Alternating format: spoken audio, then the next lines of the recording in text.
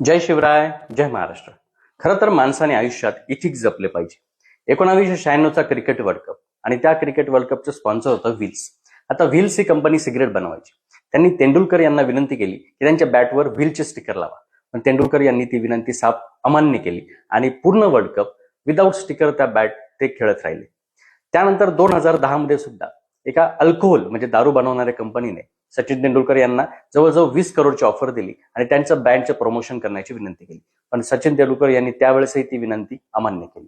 सचिन तेंडुलकरांनीच एका इंटरव्ह्यूमध्ये हे सांगितलं, कारण त्यांनी त्यांच्या वडिलांना वचन दिलं होतं की तंबाखू आणि अल्कोहोल या उत्पादनाची जाहिरात ते कधीच करणार नाही.